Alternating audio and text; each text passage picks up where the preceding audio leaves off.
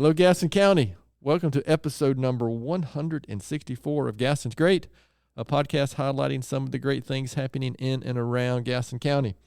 I'm your host, Stephen Long. We're coming to you once again from the worldwide headquarters of GSM Services right here in downtown Gastonia. We have another great guest today, and I'm very happy to have Sandi McCarter on the podcast today, who is a financial advisor for Edward Jones here in Gastonia. However, that's only one of the reasons why we have her on today. Sandi is a fellow Rotarian, and we serve together on the executive leadership team for our local Walk to End Alzheimer's. So Sandi's involved with a lot of things. So looking forward to hearing more about her leadership and community journey. Sandi, it's great to have you on, and welcome to the podcast. Thank you, Stephen. I appreciate you having me. Absolutely. So, as usual, we like to get right to it in that first classic question. So if you don't mind, for our listeners, just share a little bit about yourself, anything that you would like to share. Well, as you mentioned, Sandi McCarter, financial advisor with Edward Jones. Our office is in Gastonia. I live in Belmont with my husband of just over 20 years, Michael. He is from Gastonia. Oh, well, and good for him. Yeah. He had, so we have a daughter. She's 28, and she is in a doctorate program for community college leadership. So good for her. It's a lot of hard work. And she's married to the best son-in-law we could have ever asked for, Noah. And we have our son who just started high school, and he is a talented musician, so the house is always full of drum sounds and singing and guitar, barking, but he's not the one barking, that's the dogs. So, yeah, pretty exciting. And where's he in high school, if you don't mind me asking? He's at Highland Tech. Okay, yeah. Very good. So very excited to be there. And so I'm a native Charlottean. So we live in Belmont now. We won't hold that against you. And so grew up, I went to West Meck High School, so cruised Franklin quite often on the weekends growing up. So I have a degree in business from East Carolina. Oh, that's unfortunate, Sandi. We won't hold that against you either. I mean, it's like Charlotte, East Carolina. That's like a double whammy. I'm going to get kicked out already. But I joined my father. He ran a manufacturing business in Charlotte, and I joined him in the 90s, and that's really where I spent the first half of my career. And we kind of grew that from a regional business to national reach through a little thing called the World Wide Web. So I still remember our first website. It did not look that great. I didn't even build it, but and I got email that first time, and I thought, what are we ever going to use this for? This is silly. Dial-up connections. That's right. You have no idea what that means, do you? Yeah. So that's where I spent most of the time. But we positioned that for sale in 2014, stayed on a while to consult, and then I kind of decided, all right, I got to figure out what I'm going to do when I grow up. So I was a little older, and I thought, all right, I got to get this right. Really wanted to finish out strong in some career, but decided at that point, maybe I want to be licensed clinical social worker. So a therapist, talk to people, and I got 1 year into that program, and really, something tapped me on the shoulder and said, this isn't the right path, and that happens sometimes. Sure. So then I thought, oh gosh, I'm at square one, but you're really not at square one. You've learned, you've grown. So at that point, I had already been approached by a couple of people to consider Edward Jones in financial advising. And at that point, I thought, wow, that does sound like something that makes sense for me. It kind of marries my business and financial brain of running a business for so many years, and then also just kind of empathetic, wanting to serve people and help at a real level. So at that point, kind of took the leap, went and got all the series testing, and actually just finished the CFP, which is a big deal in our industry. So, so it's kind of been a wild ride, but I now have my dream job. Love doing it. I can't imagine not doing it. No rush for retirement for me. And that's kind of where I am today. And now the peak of your career is here on the Gaston's Great podcast, right? Absolutely, yes. So you kind of already answered that, kind of our question we lead off with after that is kind of what inspired you to get into your line of work. So you kind of already touched on that. So we're going to jump ahead a little bit to the leadership stuff, community stuff. Obviously we'll make sure you have an opportunity to talk about how people can find you and before we finish up. But looking back, so that's you've got a good diversity of almost two different careers. Maybe is that fair? Yeah.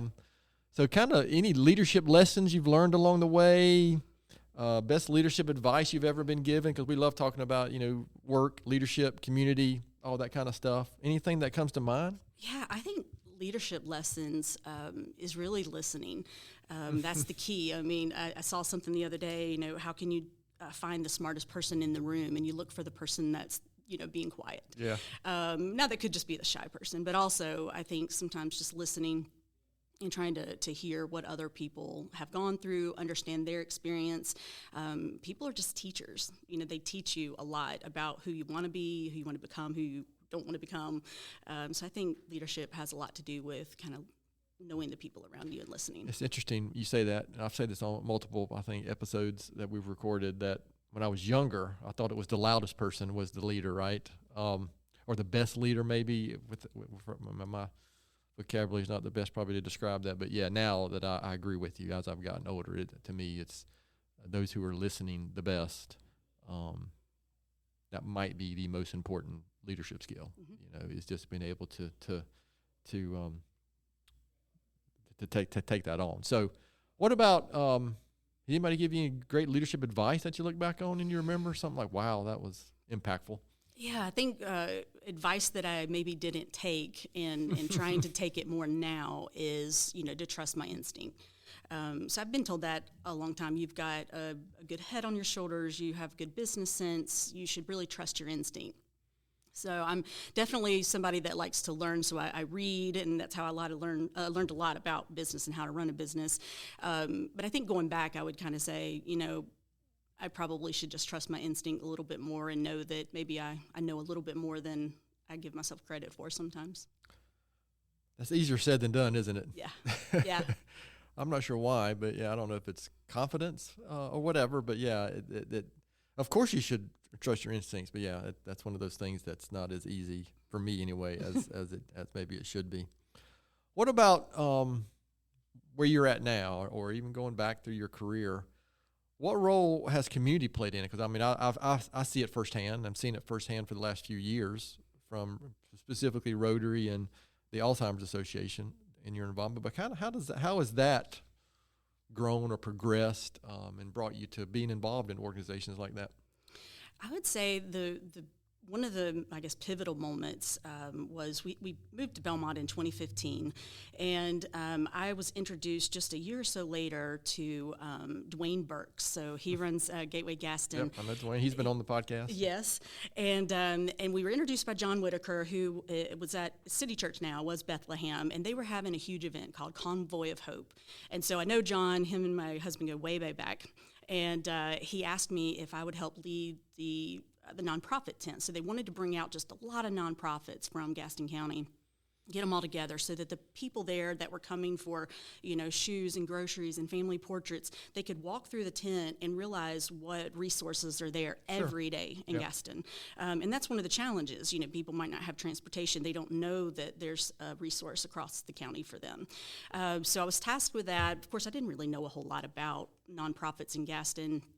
I had just sold a business a couple of years before, and so he connected me with Dwayne Burks, got to know him. He's a dear friend. I consider him a mentor as well, and we had over 30 nonprofits come out to that event, and we've done another convoy and then another event that wasn't a convoy label but a similar event, and I really enjoyed that because I got to see what was out there and just really meet folks that were in Gaston County doing really boots on the ground work at that level and serving the community. So I think that, that's been great. I hope to be invited back to help get another one together. So John, if you're listening, let me know. I'm not too busy.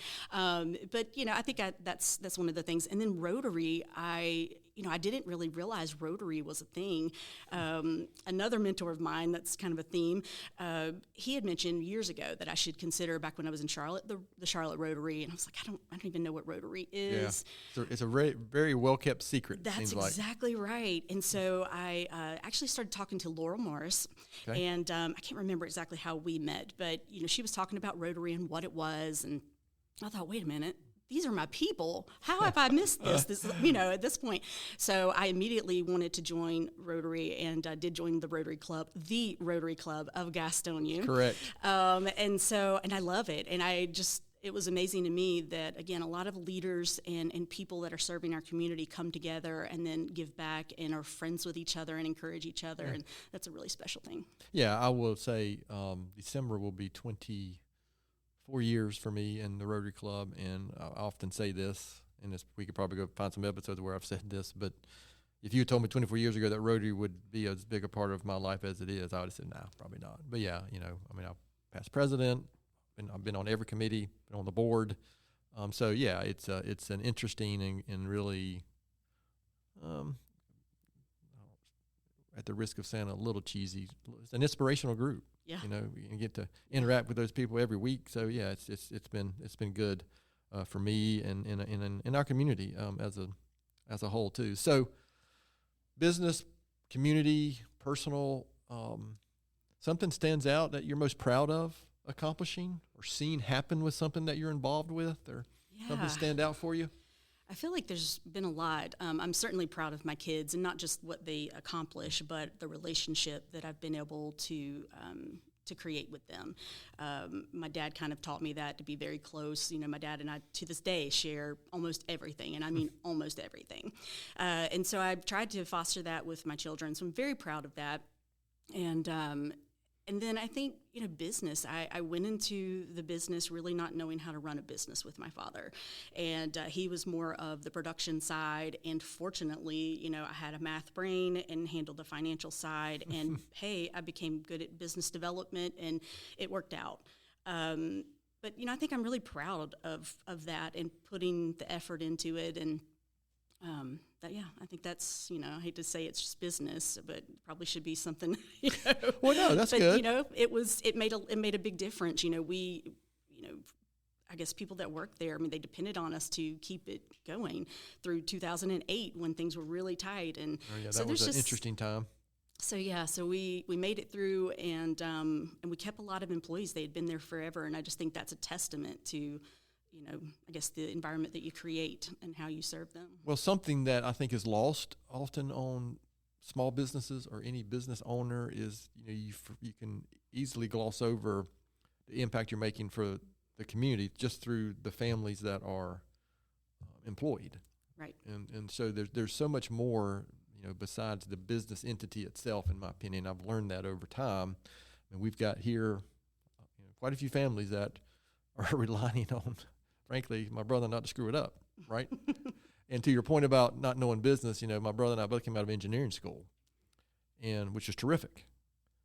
But we're not doing any business training, right? So, yeah, we had to come out and figure that out as we went, which if I'd been any smarter, I would have realized I need to take some business classes in college. But, we've learned along the way, and it's been interesting, You kind of touched on this, but what about in that business and your business now, something that you would say or describe as a key to your success, being able to build a business and sell it, and then maybe even what or compared to what you're doing now? I go back to being a learner. I don't think I'll ever get to a point to where I think I know enough. I don't really need to learn anything. I love nonfiction books, so not just self-help. That sounds really cheesy, but memoirs, of people that have been successful. And then just in general, how can I challenge myself to grow, to be better? And just even right now, how can I connect with clients that sit across from me better and make it an excellent experience? So I just always want it to be the best that it can be. And so whether that's kind of a spirit of excellence, I don't know, but I think that's the key, is really learning, and having mentors is obviously a very so continue. Am I hearing right? Continuous learning, right? Yeah. There's never. I've told our teams here, and I've always thought if ever comes a day when I walk in and say, you know what, we've got it, we're good, we know everything, we don't need to learn anymore. That would be a huge red flag. Just this morning, Wednesdays we're recording this on Wednesday. What's today? The 20th. Happens to be training day for our service department, and I happen to be talking to a really young technician of ours who just recently went out in his own van. I was asking him how it was going. I asked him what have you learned the last few weeks as he's going out on his own for the first time, and he told me a few things, and then I said, I asked him, I said, how long do you think I've been doing this? I said, 32 years. And I said, you think I'm keep learning things every single day? He said, probably. I said, that's exactly right. So 32 years later, yeah, I'm still learning something probably every day here. And maybe not related just to the business, but Rotary, networking, interacting with others, community stuff, whatever. I mean, I'm learning stuff from Rachel over here every week too. So, who wasn't even born yet when I probably when I graduated college. No, gosh, you weren't even born when I graduated college. Wow, feeling old again. Every episode, Rachel, you make me feel old. What's next for you in your work, your industry? What's the big thing? I'm sometimes afraid to ask this question, but I've done it a few times recently. How is the big AI impacting, your industry? Because it's impacting ours for sure. Right. Yeah. So there's definitely AI out there that people say, oh, it's going to replace all of our jobs. I tend to lean in and say, I don't know. I think we're going to be okay, and we're going to use AI and harness it for good. And Edward Jones is already embracing AI, kind of on the back end and trying to just see how it can help the advisors, I guess, service the clients better, faster. So I'm very excited about that. But I tell you, the next big thing for me, and it's kind of a recent aha moment, I love small business. I even say that on my website. I love it, and probably just because I grew up in it. I was working at the business before I was working at the business on many a Saturday, for free, by the way. So if Dad's listening, listen. I think I need some back pay. But and that was a great time. But I think now I really would like to help small business in the next 5 to 10 years. I know what it's like to try to figure out what plan, like retirement plan, to offer. You're starting the business, you're not sure you can afford it, you're not sure, but you want to retain employees. It's good for the employees to have that. And I would love to get more involved in helping business streamline that process, bring something on, a retirement plan that services, them where they're at as well as their employees. And I think that's kind of my next big focus. Okay, that's interesting. Yeah. Business owners, I think we can get so focused on the day-to-day stuff. Right, and all of a sudden, 10 years has gone by, 15 years has gone by, and we're not thinking as long term sometimes as we should. Now, we used to try to do these long term plans, but things change so fast. We probably only look 2 or 3 years out, and when we used to try to look 5 or 10 out, and we just don't anymore because things are just happening so fast and changing so fast. So it's interesting. We're our type of industry. I'm not sure AI is going to impact us as much as some, because we still going to have to have people to go out and fix units and install units, but all the other things from our software and CRM and back end stuff, we're seeing it impact it, even phone answering. Right. I mean, exactly. Well, and I see AI kind of like where it was when the websites came about and in email. Right? We looked at that and how is this ever going to work? At YouTube, I remember watching YouTube and going, who is ever going to sit and watch videos? And now that is really what people do to learn how to do things. It is, yeah. Or they'll just even watch somebody play a video game, which is just, amazing to me. So I think it's the same thing, and it's kind of not being close-minded or afraid of the next thing, the AI. I guess it could take over the world, right? But at that point, it doesn't. We Terminator. just worried, right? But there's no reason to worry about it. I think we embrace new technology, and again, learn about it. We've even talked some in Rotary about some of the developments, and I just think that's what you do. You just learn about it and you embrace it and make it work for you. And I think that's the beauty of the human mind. We can adapt. We can make things work for us. You mentioned reading and learning, and especially reading, whether it's self-help or I'm a big biography reader as well.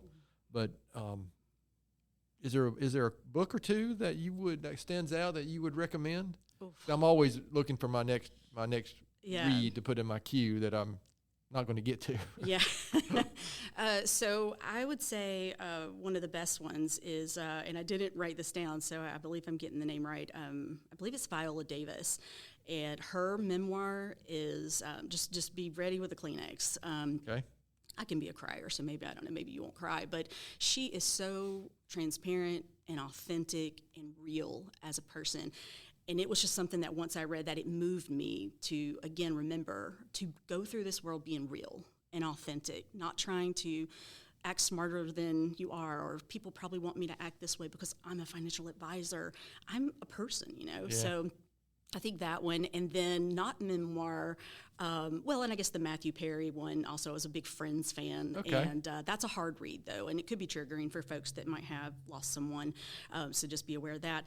But I will say the book that I'm reading right now, that's just it's probably not for everyone, but it's called The Devil at His Elbow, and that's the Alex Murdaugh story. Oh, okay. And it's not fiction. Everything that's in there is from interviews. It's documented, so it's really that captivated this region, didn't it? It did, and I really didn't follow it at the time. I think I was really busy. It was a busy season of life, so I really didn't follow that as much.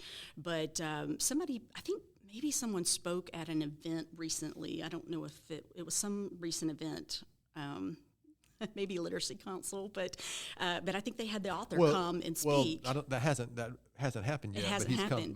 But the author is coming. Yes. Okay, and I think it might be a female, but I could be wrong on that. I think that's right. But yeah, so that book is fascinating. I am really enjoying that. Interesting.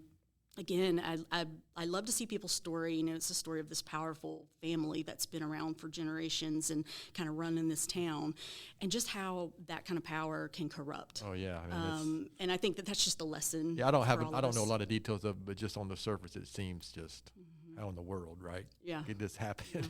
Wow. Yeah. Okay, well, I appreciate that. 'Cause listen, that's the question we used to always ask was book recommendation, but I don't know.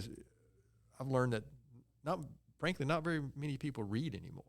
It's videos and it's short form. Yeah. Maybe podcasts is something that people start with, but I'm always reading something. Matter of fact, I'm rereading right now a book I haven't read in probably 10 years. Is the old classic, How to Win Friends and Influence People. Yes. To me, that might be the classic book that I would recommend to young people to read or at least listen to. I'm sure there's audio out there, and I've also found that books like that, it's different depending on where I'm at in the different stages of my life. That's why I will reread something like that, or try to every few years.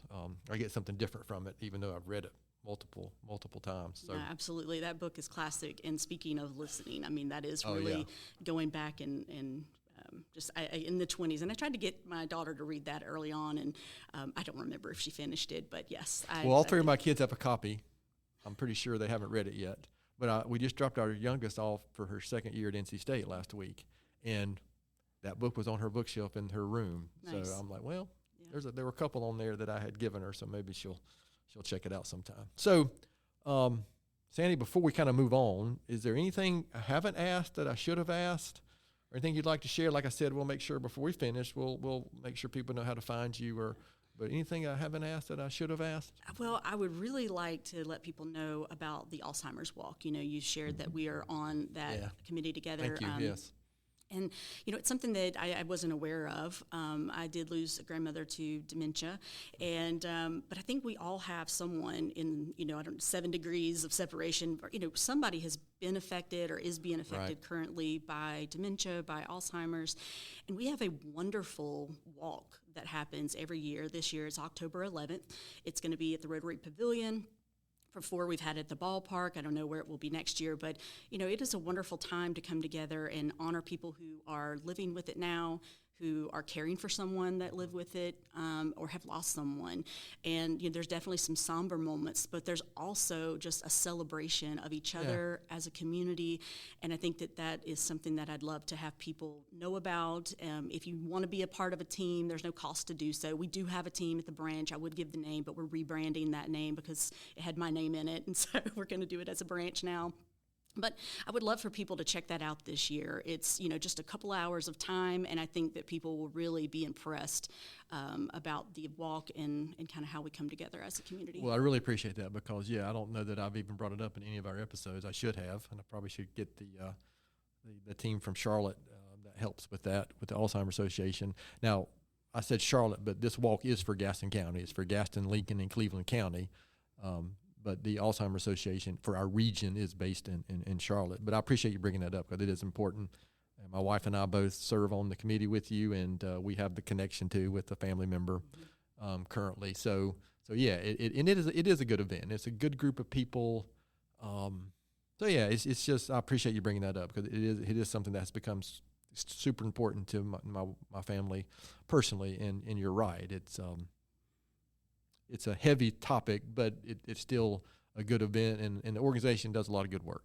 Right. You know, and so I appreciate that. So we're going to shift gears a little bit, and remembering that this is a podcast about Gaston County, good things happening in and around Gaston County, and you've been here long enough to answer this question. So from your perspective, why would you say Gaston County is such a great place? I know people say the people. I've listened to the podcast. Yeah. People always say the people, and I thought I've got to come up with a different answer than just the people. But honestly, Not it's necessarily. really the people. Yeah. It's friendly. People seem to know they're connected in some way, and they're proud of that. They're proud that they went to Hunter Huss together. Yeah. They're proud that they, grew up and cruised Franklin or, worked at Belk's. So my mother-in-law, she was a buyer for Belk's for many, many years. And so, knowing people that work at Belk's, and I'm going to share that, and then sometimes they know her, so I just think that that's special, that it's still small town enough. But, I'm a big city girl too, so I like being really close to Charlotte so I can pop in for a Panthers game, Blumenthal. So, I think that's what's so special is that we're close to anything you could want in a big city, airport included. But then here, it's really a small town feel. Yeah, You're going to see people at the local restaurant that it's going to be very challenging to not see somebody that you recognize or that you know. So I like that. Yeah, just to give you an example, we had a vendor come into town last night, and my wife and I took them to a Webb, right? And they were kind of taken aback that place like that here is in Gaston County, right here in Gaston. We're very fortunate. Yeah. But it was great though to take somebody from Raleigh. They were three guys that we are partners with, and one of our vendors. So it was just that has something that's changed in the last 10 to 15 years too. Is right. You don't have to drive across the river necessarily if you want to host somebody or an event or somebody like that. Right. So I think this we got a couple questions that I really like, and we're gonna make you answer all three of them. Okay. All right. So the first one is, Sandi, knowing what you know now, what advice would you give your 20-year-old self? I think it goes back to, trusting your instinct. Okay, But one thing that kind of sticks with me lately is, to allow yourself to take up space. That's kind of a new kind of a saying. But, to be in the room and not just think, well, nobody wants to hear from me, I don't have anything to add. But every person can take up space and have something to add. Oh, sure. And so that's good. 20-year-old self wasn't as confident to take up space and be herself and read nonfiction because she should be reading this or that. And I am happy that I kind of found what I liked. And today, just, again, trying to take up the space that I belong in. Oh, that's good. That's a kind of a unique first after 164 episodes. We haven't heard anything like that before. So, what about someone's made an impact on you, personally, professionally, leadership, community perspective? Someone that you mentioned mentor a couple times. Oh yeah. But how would you answer that question? And I love honoring mentors, and I hope that I am considered that to other people. I think the first one really is my father, working with him for so many years. He really taught me a lot about business and just getting in there and doing it and not doing it, not being too afraid to do it and giving that confidence that, hey, you can figure it out. And I don't know if that was really always true, but I did a lot of times figure things out that I look back and think, I don't know what I was thinking. Why would I think I could do that? But I think, my dad, who is still here, he's in Charlotte, and hoping to move to Gaston County soon, so yay. But I think that, and then also Keith Nowakunski, and so he works for Edward Jones, but I knew him from the business. He was in the print world, and we were print adjacent in our manufacturing. And I will say, just for many years, he was the person that would speak into me and tell me that I could do bigger and better things than I thought I could. And I just really appreciate that. I really appreciate him seeing me. And then I think Dwayne Burks, Dwayne just kind of gave me this love of people. He actually recommended a book called, oh goodness, I'm not going to be able to remember it. I should have wrote it down. That's all right. But it's a great book, and but it's about loving people for exactly who they are. And I really needed that at that moment in my life, because it was just trying to understand how to see people for them, and that just really serves me today in my job, obviously. Yeah, but, I would call. I think when he was on the podcast, we talked a little bit. I think I called him a connector. He connects. He is so many people, organization, solutions, or whatever. He just seems to be really good at that type of that type of thing. And every community needs that on some level. Absolutely. So this last question is another one I like. So Sandi, if you could have coffee with one historical person, who would it be and why? Wow. That is really a hard one. That's why we ask it. Yeah. I didn't see that in the prep. Actually. Was it not on the prep? I didn't see it. I will say it's my mistake. Well, good. No, well, then we threw you a curveball then. Yeah, absolutely. But I'm ready for it. So I really think I would probably pick Maya Angelou. I really respect her. I respect her work. Respect who she was moving through this journey of life, and it wasn't necessarily a traditional journey that she moved through, family-wise and other. And I really, really would love to sit down and have her just speak. You just talk to me, and I'll just listen. But I think that'd be my person. Oh, that's great, and that's another one we haven't heard. So, I agree, and she got a North Carolina connection too. With her. So again, I appreciate that. So Sandi, this has been great. So like I mentioned, where can listeners go to find out more about you, your business, anything, the Alzheimer's Association, while we're thinking about that, just anything and everything you want to share here before we finish up? Thank you. So I do have a website, and so really a Google search of Sandi McCarter, Edward Jones, Gastonia is going to get you right to that website. Okay, I feel confident. And there you can follow me on social media, as well as the Alzheimer's information is there. There's also a contact form, so if people want to know more about the Alzheimer's Walk, join in the team. Again, there's no cost involved. You can just come out and be a part of the community. I would love to have contact forms coming in saying, hey, I want to join the team. Let me know how. So that's where they can find me. Yeah, I'm sure if they Google, just walked in Alzheimer's Gaston County or Gastonia, they'll come up where they can donate directly or find out how to form a team. That's really what we really are looking for, is just involvement. Obviously, it's to raise money for research, but it's also to get people more aware. Absolutely. And about the work that's being done, and to bring people together on October 11th. So again, I do appreciate that greatly. So any last words? I remember the name of the book. Oh, excellent. So it's Practicing the Presence of People. And I've read it a couple of times. And again, that's one that Dwayne gave to me and said, you need to read this right now. And again, just having someone look over at you and say, you know what, I am older than you, and I see what you need right now, and what you need to hear, what you need to read. I just think that's so valuable. So, I appreciate you having me. This has been fun. Yeah, it's been great.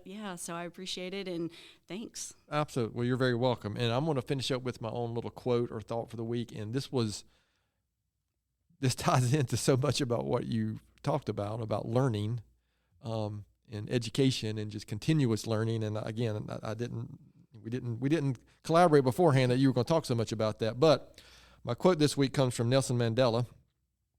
And I did pick this quote primarily because school is just back in. Colleges, local public schools and all that just got back.